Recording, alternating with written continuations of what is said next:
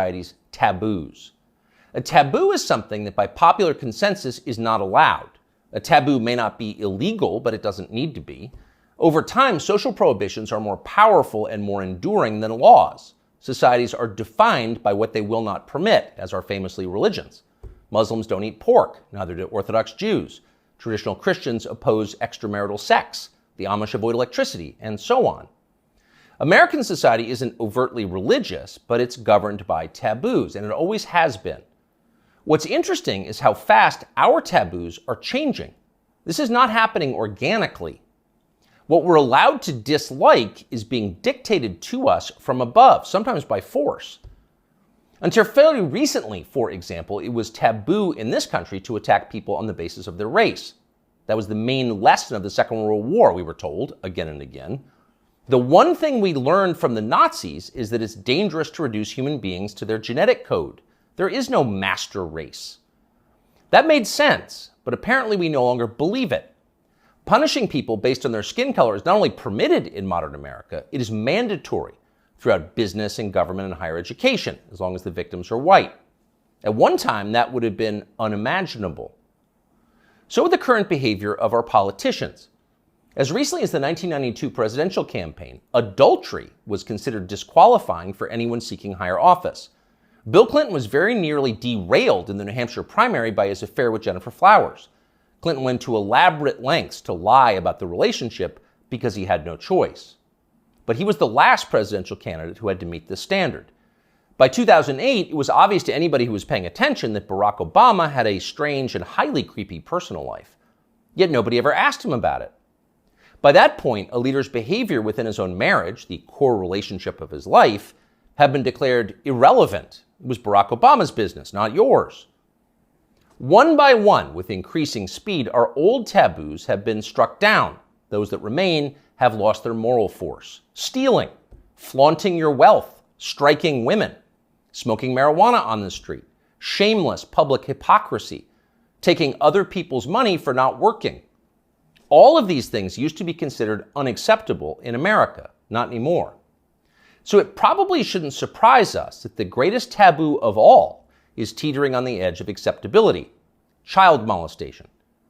A generation ago, talking to someone else's children about sex was widely considered grounds for a thrashing. Touching them sexually was effectively a death penalty offense. When Jeffrey Dahmer was bludgeoned to death in the bathroom of a Wisconsin prison in 1994, the Milwaukee district attorney had to caution the public not to turn Dahmer's killer into a folk hero.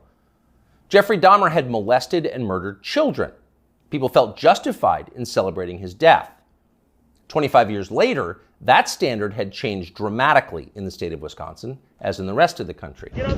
In the summer of 2020, during the BLM riots in Kenosha, 17-year-old Kyle Rittenhouse defended his life from a convicted child molester called Joseph Rosenbaum. Rosenbaum was trying to kill Rittenhouse, so Rittenhouse shot him in self-defense. But it was Joseph Rosenbaum whom the media cast as the victim of the story. Kyle Rittenhouse, meanwhile, an underage boy fending off violence from a child molester, was denounced as the villain. Ultimately, he was indicted for murder. One of the things that this tells us is the people who run our country no longer see child molesters as the worst among us. It's never been more obvious than it was yesterday when the Wall Street Journal ran a long expose about kiddie porn on Instagram. Instagram, the journal found, quote, helps connect and promote a vast network of accounts openly devoted to the commission and purchase of underage sex content. Instagram connects pedophiles and connects them to content sellers of child pornography. In one instance, the paper discovered that Instagram was recommending the phrase incest toddlers to users who'd expressed interest in similar material. By the way, no one at Instagram denied that any of this had happened, nor did Mark Zuckerberg, who controls the company. The journal story was accurate. It was all pretty shocking, but not as shocking as what happened next, which was effectively nothing at all. The largest circulation newspaper in the United States revealed that one of the world's most influential companies was promoting pedophilia, and nobody in power did anything about it. The Justice Department did not announce an investigation. Congress did not schedule hearings. The guy who runs Instagram, Adam Mosseri, still has his job.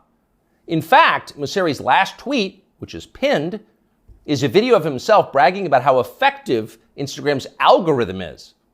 Keep in mind as you watch this, it's real.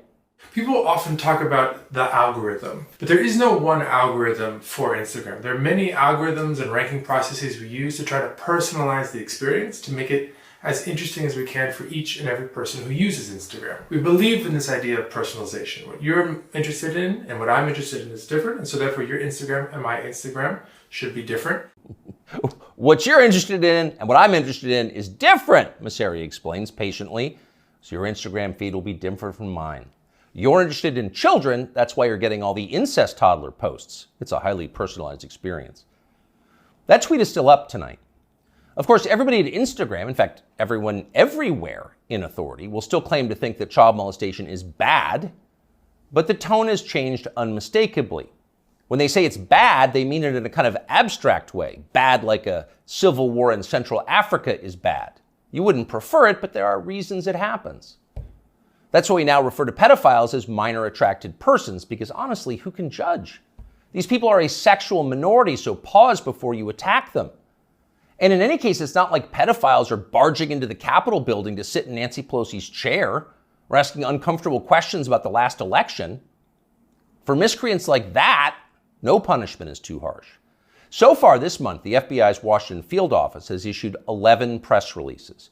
10 out of 11 have been about January 6th. Keep in mind that January 6th happened more than 2.5 years ago. Now you know why the feds were ignoring kid touchers on Instagram. They're too busy to respond. They've got much more important things to do, like finding white supremacists. White supremacists are America's new child molesters. We've got zero tolerance for white supremacists because no one threatens the life of this country more than they do. Here's Joe Biden once again making that very clear last month. To stand up against the poison of white supremacy, as I did my inaugural address, to single out as the most dangerous terrorist threat to our homeland is white supremacy.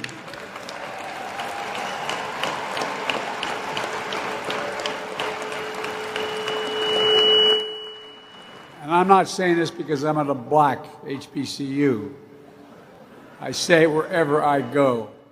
Pardon the feedback, but you heard the point. White supremacy is the most dangerous threat to the American homeland. Joe Biden just told us that. It's more dangerous than the threat of nuclear war with Russia. It's more dangerous than the threat of the Mexican drug cartels, who've already killed hundreds of thousands of Americans and are now in control of swaths of our southwestern states. White supremacy is that bad, Joe Biden says. In fact, it's worse. But what is it? That's the question. Can anyone in authority actually define white supremacy? What is it? Is white supremacy liking white people too much? If so, that's going to put those of us with white children in a pretty tough spot. Or is white supremacy something much more obviously bad, like trying to expel all non-whites from America and creating some kind of ethno-state? If that's Joe Biden's definition, what exactly is the scope of this threat? How many people are currently working on this American white ethno-state project? And what are the chances they're going to pull it off? Our guess is not very many and precisely zero. But we can't say for sure because no one has showed us the numbers. These are not rhetorical questions. When the President of the United States describes something as the worst possible crime Americans can commit, you have a right to know what that crime is. You used to have that right. Under our pre-revolutionary legal code before George Floyd, questions like these were easy to answer. A crime was defined as something that an elected legislature had explicitly banned, usually an act that hurt somebody else. In America, crimes were described precisely, with words in English and then preserved in books, which you could read yourself. If you ever wondered whether you were committing a crime, you could just look it up. You could know for sure whether you were a criminal. Now you can't. And needless to say, that's the point. The point of the exercise is to keep you off balance, to keep you afraid.